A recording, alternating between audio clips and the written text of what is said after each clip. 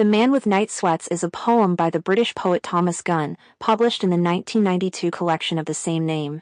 In the poem, Gunn writes from a first-person perspective to capture the horrors of the AIDS epidemic. Even though Gunn himself didn't have AIDS, the poem is written as a dramatic monologue, meaning the speaker is a character separate from the poet. The poem has 24 verses divided into 8 stanzas, with some composed of quatrains or 4 verses and others consisting of couplets or 2 verses. The poem has a structured rhyme scheme. In the quatrains, every other line rhymes, while in the couplets, both lines rhyme. It is set in the speaker's own bedroom. It follows the iambic trimeter, though there are some variations. Don't forget to like and subscribe. The Man with Night Sweats was published during the peak of the HIV/AIDS crisis in the US, before effective treatments were available. By 1992, around 200,000 Americans had died, and deaths peaked in 1995 before declining in 1996 when HAART or highly active antiretroviral therapy became widely used. AIDS, caused by HIV, weakens the immune system, making the body vulnerable to deadly infections. The poem speaker shows common AIDS symptoms, including night sweats, fever, chills, and severe weight loss. HIV/AIDS has disproportionately affected gay and bisexual men, especially in communities like San Francisco, where Gunn lived. In the early years, society largely ignored or stigmatized those with AIDS, leading to a rise in AIDS activism, awareness, medical research, and better treatment around the time the poem was published.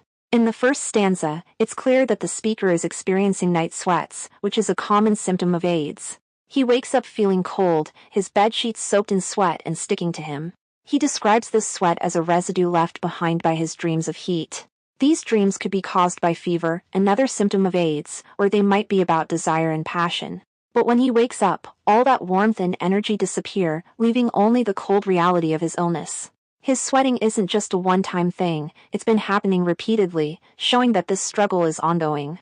In the second stanza, the speaker once saw his body as a kind of shield, something that could protect him from harm and heal itself when wounded. In the past, if he got hurt, he would recover. But now, because of his illness, that's no longer the case. His body doesn't heal the way it used to, and he no longer feels protected. In the third stanza, the speaker looks back on his past and the freedom he once felt in his body. He trusted it, and through physical experiences, he grew as a person. He embraced intimacy, much like many gay men in the 1960s and 70s, before the dangers of AIDS were widely understood. He took risks, likely not practicing safe sex, because the experience itself felt so good. For him, sensuality and pleasure were everything. They made him feel strong and alive. In the fourth stanza, he talks about how intimacy shaped him.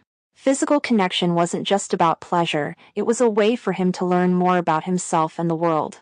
Each experience of bodily pleasure challenged him and helped him grow as a person. The fifth stanza brings regret. Something went wrong, his shield, his body, failed him, and now even his mind is affected by the disease.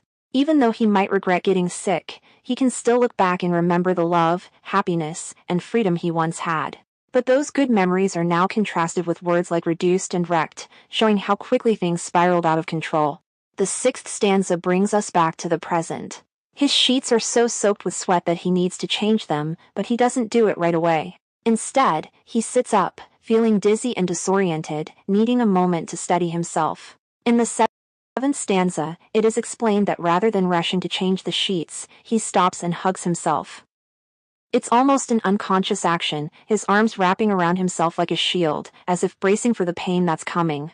He's alone now, so he has to comfort himself because no one else is there to do it. In the eighth stanza, the speaker describes his hands gripping himself as if they were enough to hold an avalanche off. The word hints that deep down, he knows there's no stopping what's coming.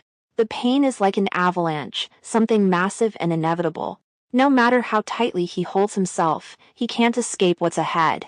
The word avalanche makes us think of something overwhelming, something that buries and suffocates, and in this case, it represents the relentless force of his illness. Hope you share and subscribe.